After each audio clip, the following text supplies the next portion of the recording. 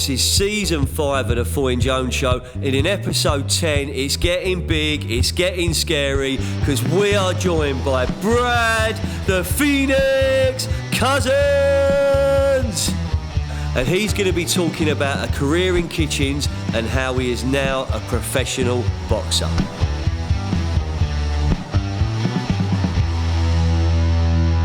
Here we go. I love what I do, and if you love what you do, it's not a job. Today's not a job.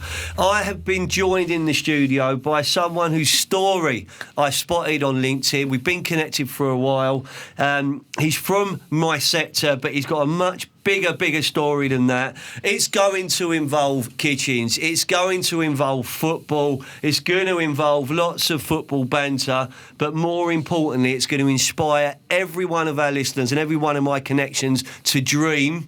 This episode 10 of the Foy and Jones Show, Season 5, we welcome Brad Cousins to the studio. Brad's come all the way down from Yorkshire. The journey started in Doncaster. He was in Brighton last night. He's in the studio today. Bradley, Sir Brad, welcome to the show. How you doing, mate? Perfect, thank you for having me on. Enjoyed Brighton so far. It's a lovely place. Top city, mate, isn't it? Genuinely, you can't come to Brighton and not enjoying yourself. It's festive at the moment. You've got the skating at the Dome. You've got all the shops out there, and there's some unbelievable restaurants which you've been taking one of them in. Yeah, the restaurant was beautiful last night. Hopefully, a good one tonight. Enjoyed the Christmas markets. Probably have a bit of food there as well tonight. Fair play to you, bro. Fair play to you. And obviously, people are watching this podcast as well. You are the first guest this season who has come down, told me they'd come down in a football shirt. What shirt you got on your back, mate? All Leeds, aren't we? Yeah, all Leeds are we, all Spies are we. The questions we'll come on to when we get on to football will you be marching on together, or are you falling apart again, as the other fans say? I've got lots of Fulham and Leeds story which I'm going to share, but before we even get anywhere near football, and when we do, the Fulham hat will be coming into play. Charlie, the producer. We had a little joke on the way up. We bumped into a West Ham fan. I said, what'd you get? You put a West Ham fan, a Fulham fan, an Arsenal fan, and a Leeds fan in a lift. A tear-up, and there'd only be one winner in that tear-up if we look at who's in the studio today. But, Brad, do you want to just start by just introducing yourself and giving us a few ideas and glimpses into your story? Yeah, so I did 2 years at university and realised I wanted to be in the real world, and that's when I joined Wren. Joined as a designer, worked my way all the way up to a manager and opened my own state-of-the-art brand new showroom in Wakefield. But after that and the first lockdown, I realised I weren't where I wanted to be in life. I weren't happy. I'd put on a lot of weight. My mental state was probably the worst it's ever been, and I decided to start losing weight again. So I joined the James Smith Academy, which is a popular guy who runs an online sort of fitness campaign to get people to lose weight, regular people. Started that. So people like me? Yeah, anybody. And that's what I enjoyed about it, were real people. It weren't just people with six-packs and, I want to be that. It were real people helping each other out, a real sense of community. So I started that, lost 5.5 stone, started it with my dad, so we both lost a lot of weight. And then I started boxing back. Boxing's been a passion of mine since I was sort of 14. And my coach turned around to me one day and said, right, do you fancy turning professional? And of course I did. A dream that I thought had died was sort of relit again. It's thrown up massive opportunities. I'm in the best mental state I've probably ever been in. And it just sort of, like I said, re-evaluated life and realised... I mean, you do seem to be buzzing, like, just in general. It's like radiating off you, just in your messages. It just, even downstairs in reception, there's like a feeling good, training hard, working out kind of factor too. I mean, I'm not training to anywhere near your levels, but this morning I was in that, like, the dog's looking at me, Snoop's looking at me, not Scoop, Charlie, right? Snoop Dogg is looking at me, and I'm going, it's really cold out there. Do I want to do my 5K, 5K circuit up and down the beach? Like, do I want to do it? And I reluctantly dragged myself out. I'm like, I tell you what, we might just throw the frisbee a bit. We won't worry. Got there, hardest thing's getting out of bed, then hardest thing's starting. Came back from it, absolutely felt on top of the world. Sort of, bounced back into the house, ready in the office. And when Holly and Jack and they come in, they say, you went running this morning, didn't you? I went, yeah, I'm like, really good. the exercise does something to you, doesn't it? But you've taken that to a whole new level. So let's just drop back a little bit. So you love boxing. You first boxed at 14. Was that like in a local gym? Yeah. So my mum and dad sent me to the local gym because they said sort of I needed to get myself. I was very active as a kid and I probably had ADHD, but it were undiagnosed at the time. But they got me into a boxing gym and said, right, we need you to do something that you enjoy. Got there. I was a bit heavy at the time, so I've always struggled with probably eating food, bad relationship with food. So they got me into a boxing gym and I was natural at throwing punches. I weren't the best boxer in the world, but I was natural at throwing punches and being able to move, and loved it from the first minute I walked into a gym. I just absolutely loved the environment, the different people that were in there, and the sort of social aspect of it as well. Fair play to you, mate. So you're boxing at 14, right? So you're training, you're doing that. At that stage, was there any, I'm going to make it a pro, I'm going to go into the... Did you have any amateur fight? Did you do any... Yeah, I had 27 amateur fights. Right, okay. Did one more than I lost, Yeah. but I weren't, like I say, I weren't the best amateur. I had probably an unorthodox back foot style, which was never sort of respected in the amateurs. I probably had a more pro style in the amateurs. Always wanted to go pro, but deep down, did I believe I could do it? Probably not.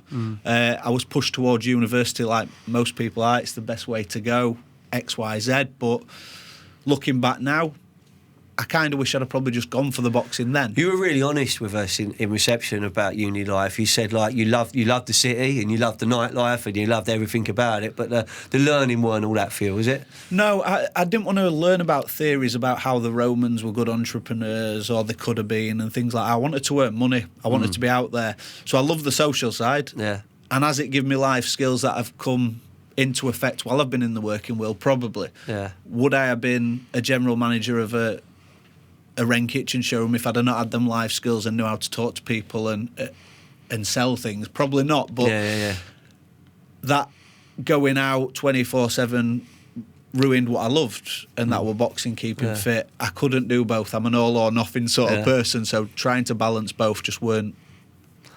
So something had to give, and the boxing went, because that's the, you can't party and train like you must be training now. There's no correlation between that at all.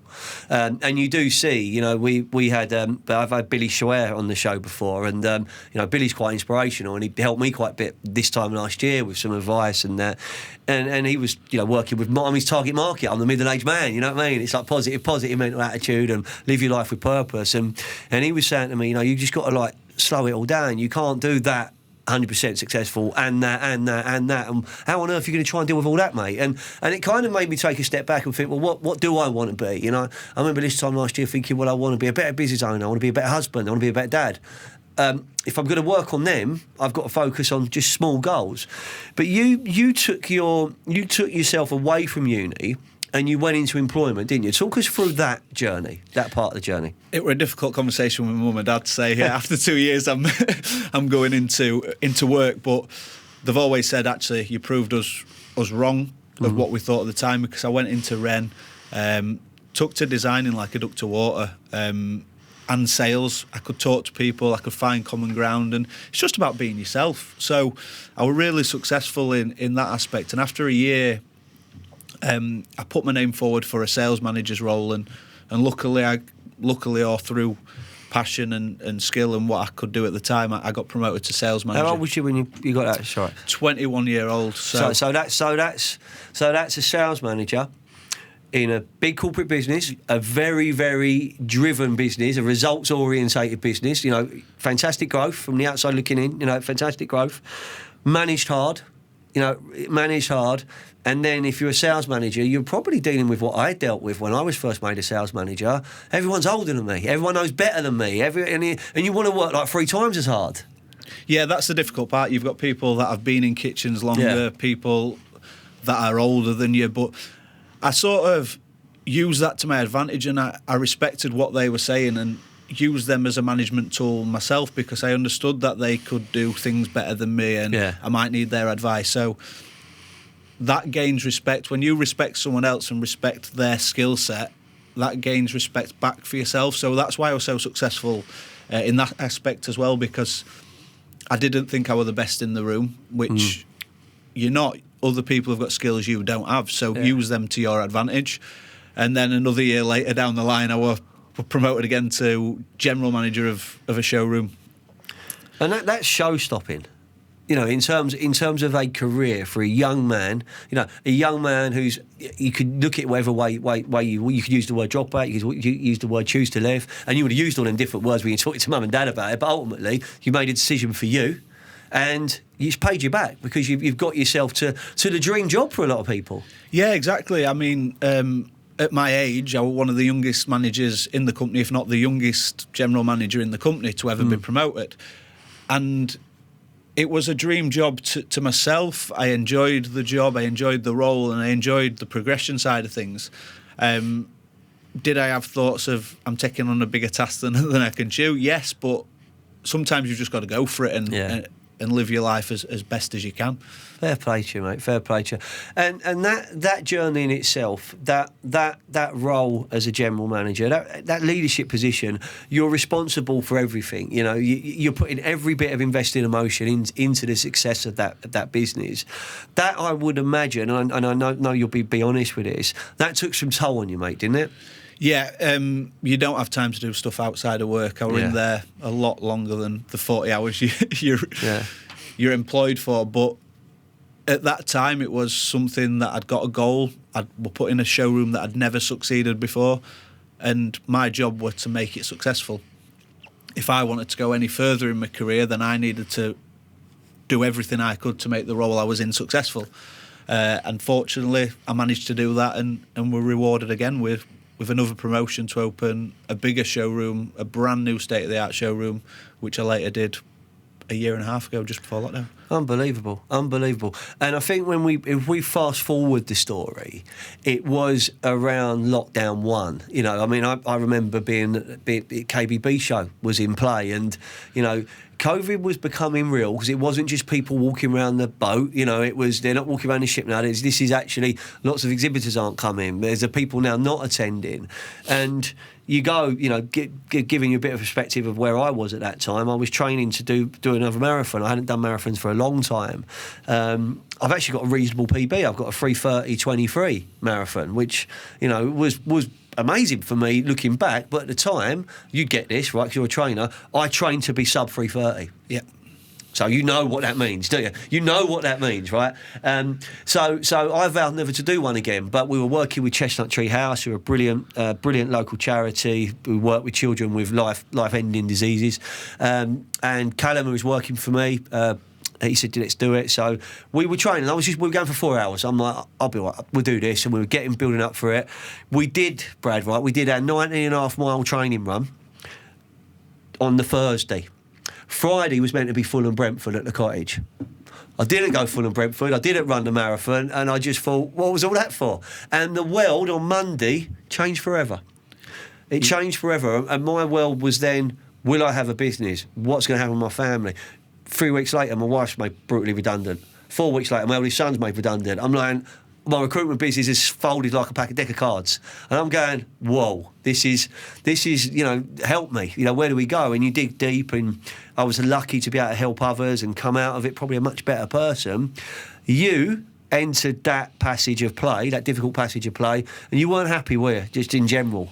No, I sort of took that time. I had 12 weeks off work because my showroom hadn't been built yet. So the builders had been pulled off the job. Most people at Wren had gone back to work. I hadn't.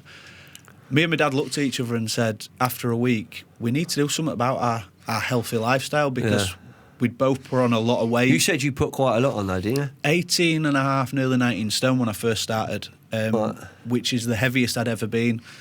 I looked at myself in the mirror and I thought, You don't look now like you could have ever carried that amount. no, with my height, I didn't carry it as bad, Yeah. and it snuck on quicker than I How thought. tall are you? 6'3". Yeah, so because I'm 6'2". Both my boys are slightly taller than me. I've challenged it for years, but now they are both taller than me. Harry, Emery. They will go back to back. It's embarrassing, and I always lose. But I thought they were understood. So you can hide the weight somewhat when you're up there, when you're looking down on people, can't you? Exactly, yeah. And I think it were quite jovial, to be fair. At start of the lockdown, we've got a double gym in our garage that we never used. And I saw a post on Facebook, you people that can't go to the gym who've always been in better shape than me, you watch when I come out this lockdown. And it was a joke to start off with, but we started training, started eating healthy. Just you and your old man? Yeah, me and my dad, and I think that's what kept me motivated. Yeah, closer than ever. We've got a really close family with family friends as well. It's an extended family of about 100 people. But all right when you're fighting. That's it. I've got the following. I think I had 110 people last time come. Fair play, man. And we're looking probably more towards 150 for my next fight. So you're carrying, you're heavier than what you are. You're 5-6 stone overweight. And that's your words, not mine. Yep. That's your words, not mine. And you're falling in love with your double garage or the double gym in the garage. Yeah. Yep. Tell me how this happens. I started watching, like, say, James Smith videos, and I knew I wanted to lose weight. James Smith, mate. Yeah, I knew I wanted to lose weight, but I never envisaged getting to where I am now. It just it happened one day at a time. I changed my morning routine, I changed my evening routine. It started with walking. Yeah. Me and my dad were going out in the morning, walking dog, and then going out in an evening, walking dog, and that's all it started with. And I knew something needed to change, and as soon as the train started gaining momentum, it just went on and on. And here we are today. Here we are today. Bradley, is it Brad the Phoenix Cousins? Is it the Phoenix Brad Cousins? How does the ring announcer do it? Brad the Phoenix Cousins. There you go. Hence the tattoo as well. This is brand new. Mate, I mean, you've got good work on you. I mean, the work's good. To be fair, I'm a fan of body art anyway, as most people know. But it's there. So take us, because we'll keep this part of the show just bringing us up to the here and now. So we've learnt you were boxing at 14. You went to uni. You were a young, shining success story at Rennes, because you don't get to that level of stripes and that level of responsibility by being average. You earned that. That's earned.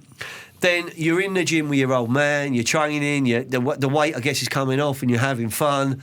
How on earth does that end? How does that end up with a professional boxing fight? Please tell me. So, again, I decided I was doing the weights, I was lifting heavy, and my first thing when I got into the gym was to be stronger and be better looking aesthetically. But I decided to go back to training with my old coach and do a lot of one-to-ones. And he turned around to me during one-to-one and went, "Do you fancy giving it a go again?" And I went, "Amateur?" Or he went, "No, let's go pro. I'm getting my manager's licence. Let's do it. Let's have a go. I think you're more mature now. You understand the game better than you did before." Because as a kid, everyone wants to be a world champion. Yeah. You can count on your hands how many world champions are going to be. So let's set our goal at getting that first pro fight, aim for a area title, maybe challenge for an English. And I just sort of went, yeah, let's do it. You only live once, a lot of things happening around us, and COVID showed everyone just go for what you love. Yeah. Do something you're passionate for, and the success will come. What a story, mate. I mean, it's genuinely and you say it so humbly as well, and it's almost like so matter of fact. I just rang my old coach up, we got together, we hit a few bags, we did a few press ups, and boom. It's not like that, mate. Talk me through the real training regime. I mean, what were you putting in? So, to start off with, obviously, when I first got my contract, then it was just right, start training, boxing every night, train every night. For my fight, I was training twice a day. I was up at 5 o'clock because I still had a job, training, going to work, training after work. So it is hard. I'm not going to say it's not, but again, if you're passionate for something and you want something enough, it doesn't feel like work. It just feels like, I'm doing something I love. And when was the first fight? The first fight was in October. Wow. It's took quite a while to get my licence medically because they go through so much, and with COVID you can't see people. But the first fight was October, and it was just a dream come true. Fair play to you, mate. Fair play to you. So how did that? So just give us your take on that, because that's where all the dreams are made of. People will think Rocky films, they'll think whatever, but you're living that. You're there. Someone wants to rip your head off because they're not turning up to just no. So just talk us through that experience. Where was it? So it was at Barnes and Metrodome, and it was just a surreal experience from the weigh-in, which we had the day before, stepping on them scales. Pictures, videos. In my, I had the oddballs, colourful boxers on because I like to be out there. I wouldn't have noticed. Really. Being a Leeds fan, innit, we all like to be out there. Wait till we get on the football. That's coming. I just want to get this story to where it is. Yeah. So on them scales, I finally realised it were happening. Yeah. I'd got my new shorts, got my T-shirts printed. We've lost a few family members this year and a few family friends, so I had them printed on the front. And it was just like that experience. I said to someone, getting in that ring is a win. If I got beat in that ring, I'd already won. Coming from 18.5 stone, it was a win. And I think that's where you get your most success. You get your most success from being humble and just knowing that actually you're winning at life no matter what. You don't have to be a world champion. You don't have to be a British champion. Just be who you want to be. If you want to run a 5K and make that your goal. And that's all I see boxing as now. I see it as, I'm doing it, we'll give it our best go. Who did you fight? So I fought a kid called Elvis Dubé. Yeah. He's been on the circuit a lot of years. He's had 106 professional fights. Okay. So he knows his way around the ring. Knows his way around the ring. Yeah.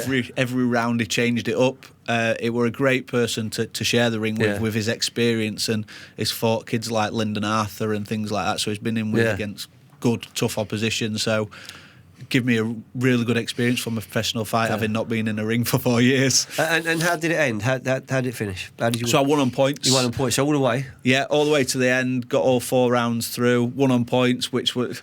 Just having my arm raised. What does that moment feel like? Did you fancy yourself, or were you not sure? Is it corner in you? Like, did you know you had it, or Yeah, I was the home fighter. I had a game plan, so it's sort of the way things go. To start off with, you get fights you should win. Yeah. If you're getting beat to start off with, then maybe you're not a ticket seller. You might need to go on the road as a journeyman, as they call it. But every round I took it as it come. I just followed the game plan. I knew I was fit enough because I'd invested time and effort into myself. So I just went out in there and did what I was told to do. And you know, congratulations, mate. Thank you. Fair play. Thank you. Like, fair play. And we'll come on when we wrap the show up. We'll talk about what's next, and we're going to do what's next for you as a businessman, what's next to you as a fighter, what's next to you as a person.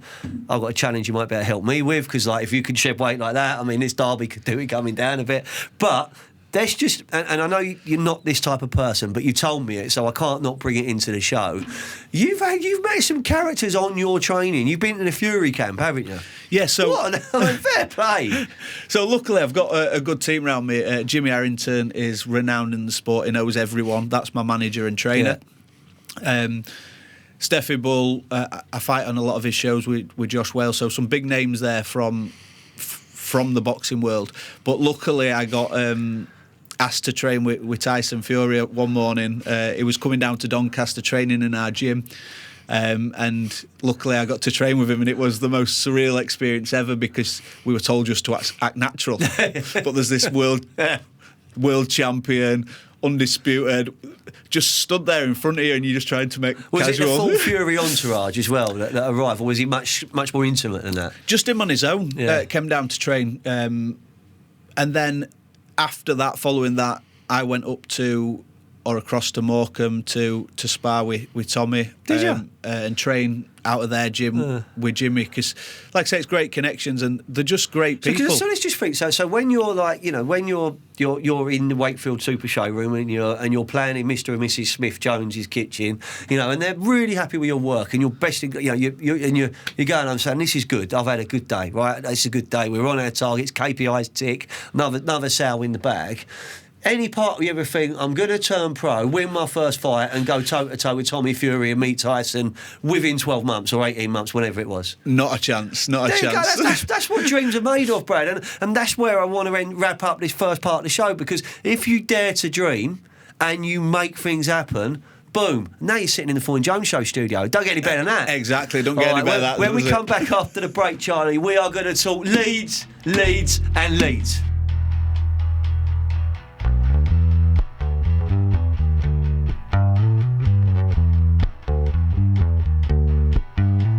Ladies and gentlemen, boys and girls, are you ready? The digital revolution is no longer a spectator sport, it's game on. The magical art of storytelling is the future. Social, content, branding, podcasts, video marketing, and virtual 360 tours. This is Jones Digital.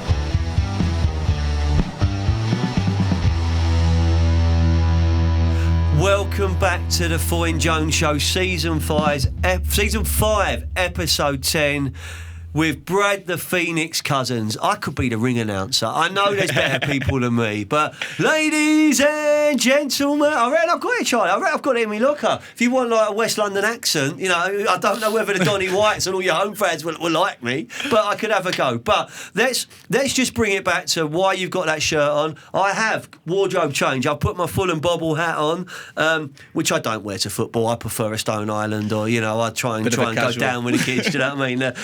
The 80s casual culture. But let's talk about your love affair with Leeds United. And it does. It's something that I was talking to my eldest about. Is that, you know, Leeds always travel. Leeds always turn up. So there was no way Brad was going to do this remotely. He was always going to be in the studio, away from home. You're wearing the away shirt. Why are you a Leeds fan, mate? Did you have a choice? No, not a choice whatsoever. I were either a Leeds fan or homeless, I think.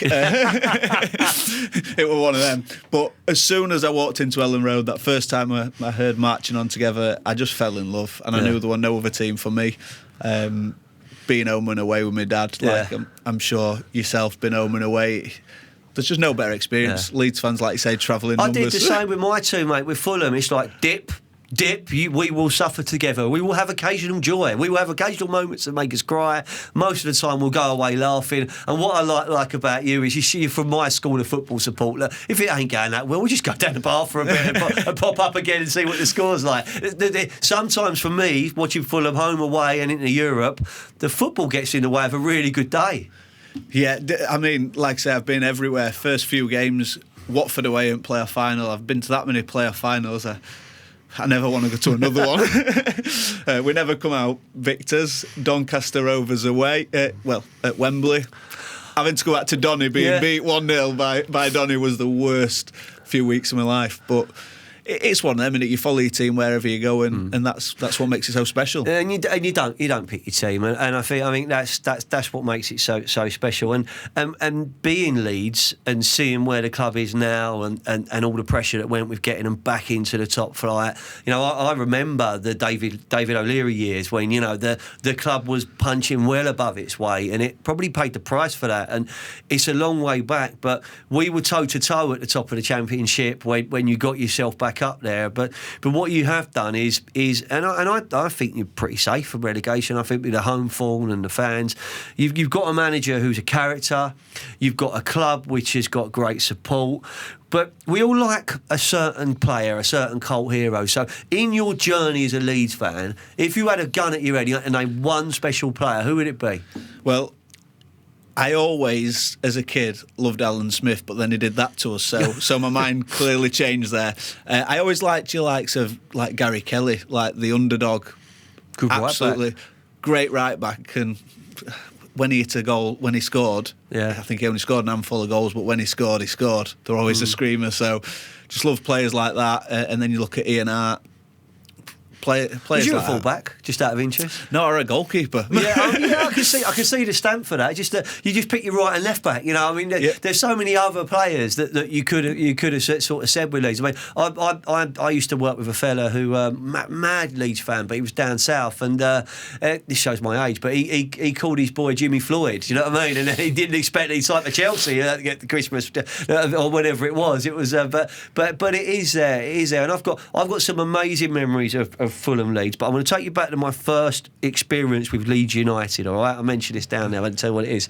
So most people will know my journey is like from a Fulham council estate, working on my granddad's market stall, corporate boardrooms. Oh no, sorry, I've got that wrong. From a Fulham council estate and working on a market stall to the football terraces, corporate boardrooms, launch a recruitment company. That's the life-changing recruitment company.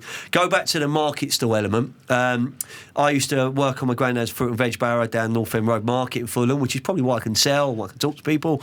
And if I pulled the barrow out and was there at the end of the day to pull it away, he'd give me a few quid to go and watch Chelsea or Fulham. And I was always a Fulham fan, but you know, I would go and watch Chelsea in the first division rather than Fulham in the third. You know, Chelsea are playing Liverpool. John Barnes is playing. Fulham are playing Mansfield Town. Don't know who's playing. You know, but Fulham were always my team, and I'm proud to say that for all my life that they are my team.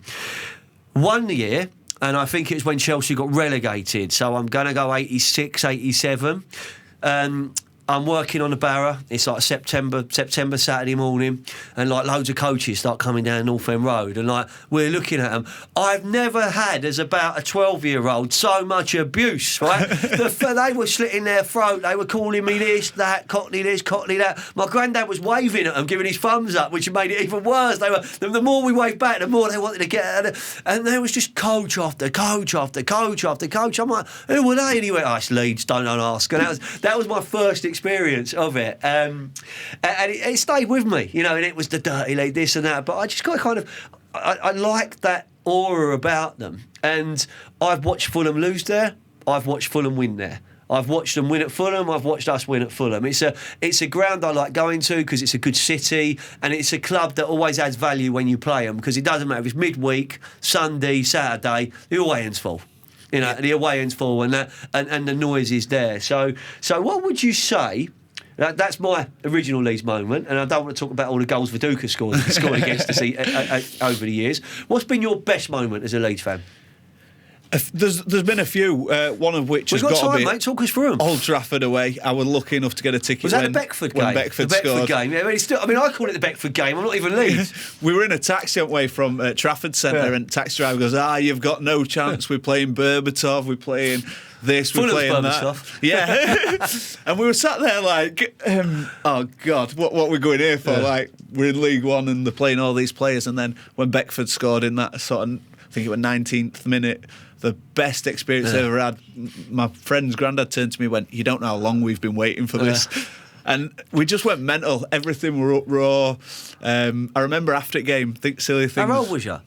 About 15, 16. Yeah. Not even that, I don't think. It was just one of them where they'd been waiting so long for this, and I'd got it at such a young age. I remember even after the game walking back to try and find a taxi, and there's this bus goes by and we're getting abuse, and then we turned around, it's Leeds fans, we've got Leeds stops on, and we're going like, and they're like, yeah! So they changed from abusing us to celebrating with us in about 2 minutes. And it was just one of them that'll never leave you. Yeah. The rest of the game were horrible because we had to sit there at 1-0 up. I've only seen Fulham beat Chelsea once in my lifetime, right? And we didn't, to be fair, I always try and give this a bit of rationale. We didn't play each other forever, so it's not like we were playing twice a year or anything like that. We didn't play for about 20 years. So 2005, Craven Cottage, on a Sunday, on the telly, Lewis Barmore scored after 5 minutes. We held on for 98 minutes, like, genuinely. and we invaded the pitch. It was a meaningless league game, but I think they'd already won the league. And we were quite safe, but we invaded the pitch. And I've had a few late last-minute equalisers at Craven Cottage, and they've been really good. I was talking to Jamie Pearce, one of the previous guests, about it. He's a big Brighton fan. I was saying that, but I think I've seen Fulham win at Wembley. I've seen us get promoted. I've seen us in Europe. I've seen us, do things I'd never dream of. I'd just like us to win at Stamford Bridge just once in my lifetime, just once. And every time we go there, and we haven't been. Well, we couldn't get there last year because of COVID. But if we get up, you've got that hope. You just got that little hope that this year, this time. I don't know. Maybe it will be. Maybe it will be. But back to the here and now and this season. What's a good season for Leeds United Football Club? Safety, mid-table, what's good? Safety, just staying up again. Last year were great. It's great to be back at games. I mean, promotion and being back at games and being in the Premier League is just a great thing. I remember turning to my dad at, I think it was like Oldham away on a Tuesday night. We took more fans than Oldham, which were a strange experience. And I turned to my dad and said, we're never going to be back in Premier League, are we, Dad? And then just to be back there, we're living a dream. As long as we stay up, recruit some more players, hopefully Bielsa stays because that man is just a god. And then we'll take it from there. Next season, you never know, maybe Europe. and back into the boxing, there's the famous Leeds boxer, Josh Warrington, the crowd, the Leeds, the whole thing. Would you fight at Ellen Road? Would you fight at Donny's ground? I mean, you take it as it comes? Take it as it comes. I'd love to walk out at Ellen Road with a packed crowd. You said something really powerful to me, though, and you said to me that you would like the people to come and see you because you're a good fighter, not because you're a Leeds fan. Yeah, if Leeds fans want to come watch me box and support a fellow Leeds fan, great, but I don't want to use that as, come watch me because I'm a Leeds fan. I want to win people over through my story of losing the weight and through doing what I do best and getting in that ring and hopefully having a good tear up. From what I can see, mate, you've got absolutely no doubt of getting fans on your side. You've got 2 in this room already, and genuinely, we wish you every success for the future. Final part of the show, we are going to talk about the future. We're going to talk about what's next in the story. So we'll deal with the boxing part first, and then we're going to kind of pull you away, like a phoenix, right? Do you like that? Like a phoenix. We're going to lift you away from the boxing and look at where your path's going to go next. So you announced it last night. We saw it last night. Everyone got excited in my office because they're like, "You're meeting him tomorrow?" Like, wow. I'm like, yeah, he's quite a nice geezer. He seems quite down to earth, actually. He's going to wear a Leeds shirt. Boom, he's wearing a Leeds shirt. But, mate, when you're fighting next, it's quite soon, isn't it? Yeah, so 25th of February, I'm back out at Barnsley Metrodome. You can get tickets through myself. Instagram's probably the best, at bcousinsfitness. It's going to be good to get back out there, and I think having it in February is going to be important for me because it keeps my mindset on track over Christmas. Yeah.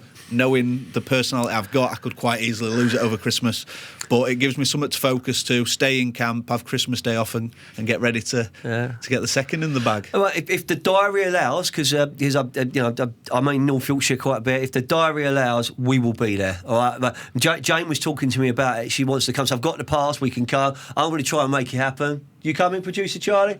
Charlie's going to come, so we're going to try and support you, but we will share B Cousins Fitness. We will share the details. I'll push it on LinkedIn and off LinkedIn for you because genuinely, I think your story's amazing, and if anyone can do it, I've got a feeling you can do it, mate. It's just the way you were talking at half time. I think it's a football game. We were talking at half time before we changed ends, right? And Charlie's going, I've got a bit of football tonight, and I'm going, Charlie, I'm still not coming. Like, I'm too old. I'm not playing with you. Like, so you're like, I'll play. I'll play. So there you go, mate. You got a fighter on your team, mate. That's gonna put odds in your favour. You gonna go in goal or on the pitch? Oh no, I like playing out. I never used to like playing in net. I just got put there. I was a fat kid. They stuck it net back in day. There you go, mate. There you go. So, mate, this has been absolutely brilliant, Brad, and genuinely, thank you for your honesty and your openness about mental health and the challenges you were facing. I mean, you summed it up when you actually just said you weren't fucking happy. Like, I make no excuse for swearing, I don't care. Like, you weren't happy and something had to change, and you made that change. That's something which I think will inspire so many people. But I'm going to ask you something, and there's no right or wrong answer because we don't know. But what's next for you? Because I can see there's a professional sports career, there's a professional businessman in there. You're at a crossroads in general, aren't you, mate? Yeah. So I think you get to a point in life where you've got to make a decision on what you want and where you see your future. I'm still not 100% sure. I'm taking time to make that decision. With boxing, it doesn't pay the bills, so you have to do something along the side, but it's what I do along the side. I love kitchens. I never did when I started, but I do now. So do I open my own independent kitchen showroom, which I'd love to do. You spoke about, you really fancy that, don't you? Yeah, I mean, there's a premises I'm in talks with now, and if that comes off, then that will probably be the way I go because I like helping people get their dream kitchen and something that's going to affect them day to day. It's not just a kitchen, it's the heart of the home for most people, so I do enjoy that side of things.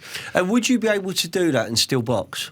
Yeah, I think with the independent market, it's completely different. It's not retail. It's all you're about in control. You know, it's your business. It's you get your team around you. And funny enough, I know a great recruitment business that can help you. Yeah. There you go. Can't resist each other. But let's go back to you have got control of what you do, so you could actually trade around your training, if that makes sense. Exactly. I mean, retail businesses, they want every last bit of blood they can have, but whereas an independent and run it myself, I can choose the hours. I can make sure I'm training at 6 o'clock on an evening, which is my boxing training.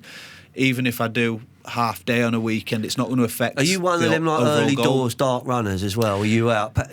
Yeah, when I do train around work. So when I were working a 9 till 5 job, I were up at 5 o'clock to train, to then have my breakfast, then go to work, and then train after work. So it's about picking what works around training as well as picking something that's going to be a good when investment. I do the running early doors on the Brighton seafront, there's a few of Scotty Welch boxes from the gym there, because that's right near where your hotel is, mate. Right. That is, the gym there.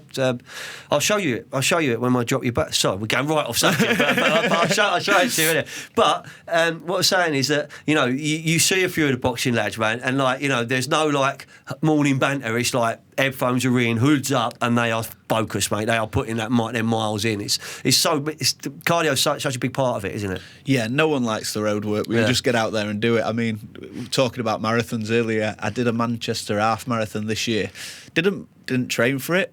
I set it as a goal because I didn't have a date in for my fight, so I wanted to make sure I was fit still. Managed to do it in an hour and 32 minutes. Which so without training, I've trained my best 1:39. So like, I'm just going to leave. Like there you go, there you go. But you get there because of your level of fitness. And to be honest, you can do, if you can do a 5, you can do a 10. If you can do a 10, you can do a half. It's when you start going on that hard, you doing it again. So it's harder then. It's the endurance side. Yeah, my mates signed me up for a full marathon. I don't know when I'm going to train for it or if well, I'm you can't if you're boxing anyway because it's going to do damage. So the independent kitchen showroom of your own is something that you're passionate about. I think if anyone can make that work, you can. And I'd say what a rope. But then you mentioned taking inspiration from your own weight loss and the improvements you made to your mental health.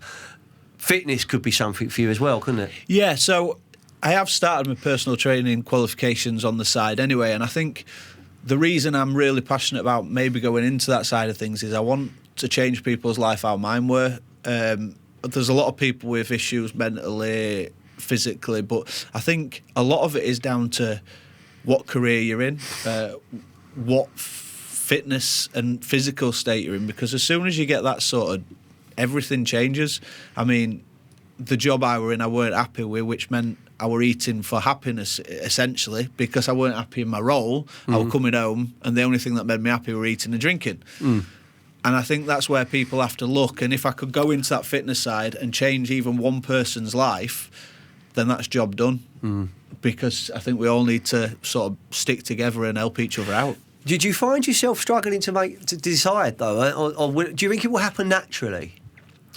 Yeah, I think things happen for a reason. If, like I said, if that premises comes off that I've looked at for the kitchen showroom, it's the dream premises and that's the way I'd go. But if that doesn't come off, then I think I'll probably lean more towards the fitness side. Because if you so that says to me, like, that's where you want it to be. And if it can't be there, second, third, fourth best ain't going to cut it for you. It's not like what's option A, B, C on the menu. It's like that's where I want it and that's where I see it. I think just in the way, I mean, Charlie, you agree, just in the way you communicate, the fitness side, you're going to back naturally. People are going to want to. They're going to get inspired from your story, but you keep it real. There's no ego. There's no look at me. It's a general. You said something there. If I could change one person, well, I think you can. So I think you've got that route as well. And who knows? With the fighting, who knows where that can go? You mentioned the area title, maybe a British title or English title. Is that something on the radar as well? Yeah. So we're aiming for an area title. But that opens doors to anything, and if you put 100% into it and you train hard enough, then why not a English title, why not a British title? And then you never know, sky's the limits if you put everything into it, but be realistic, set small goals and take it from there. Right, so I'm going to set you a challenge, Phoenix. I'm going to set you a challenge, right? So take an average 46, nearly 47-year-old fella who supports Fulham, who is reasonably athletic but carrying far too much weight around the middle. That's me, by the way, Charlie, if you didn't know who I was referring to, who does want to make some positive changes to his fitness and he really wants to do it. This person does have a gym in the garage. It has a heavy bag, it has a little bench, it has all the stuff he needs. He's near a beach so he can run a little bit. He's got a dog that needs exercising. Would you be up for putting something together for me to make me, so I can just, I mean, I don't want to go fighting anyone, mate, but I'm just saying that, can I make some positive steps? Could you help me? Yeah, definitely. We'll have a chat off air about what we can do, but it's all about not giving up foods completely, but thinking about when you're eating them. If you're having a weekend where you're having a pizza, have slightly less during the week. I remember hearing David Hay talk about that, like in an interview. He said, like, I'm going to have burger and chips and a few red wines. He said, but then for 3 or 4 days after, I'm going to train and have salads. And I went like, is it that easy? Like, yeah, exactly. Someone used an analogy. It's like a bank balance. If you've got 100 quid and you spend £5 every day, you've got a bit more for the weekend. You can't spend more than you earn. Essentially, that's what we're doing with calories. We're spending more than our body can physically use, so we're putting on weight because it stores what it can't use. And essentially, that's what we've got to do. We've got to come under the bank balance and make sure we've got something at the end of the week. That's breaking the science down in a language I understand. So that's a great starting point, right? So I am going to tap you up, right, for a training plan, for maybe a diet plan, and for maybe that. Don't see me going in the ring with you because I'm too old, you know. I don't see that. Charlie might step up, you know what I mean? I don't know. Fancy that, Charlie, going in the ring with Brad?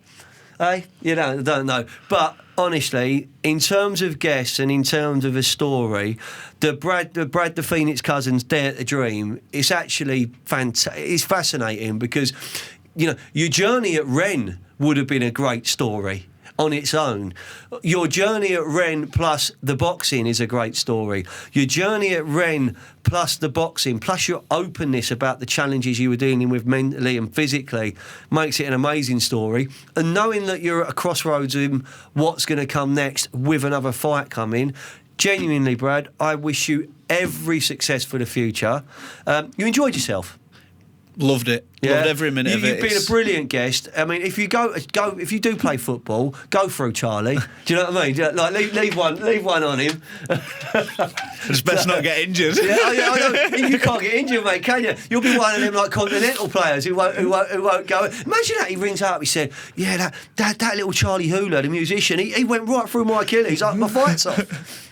That'd be terrible, wouldn't it? Thanks for coming in. I've got something for you, mate. I've got a couple of signed copies of my book, The Lockdown Diaries. I'll put a little up the Fulham message in there for you, all right?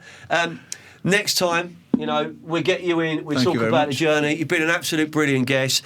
That was episode 10 of season 5 of the Foyne Jones Show with the Phoenix Brad Cousins, Dare to Dream. What a brilliant episode. Thank you for coming down, mate. It's been an absolute pleasure. Perfect, thank you. And before we go, I have got you a few gifts as well. I love gifts, and we're going to do a boxing shoot. But I don't care what blow lamps you've got on. I'm not getting in my underwear in front of the thing. But we're sharing presents. I'm going to give one of these to you, Mr. Hula. All right. Thank you, mate. Merry Christmas to you and your family.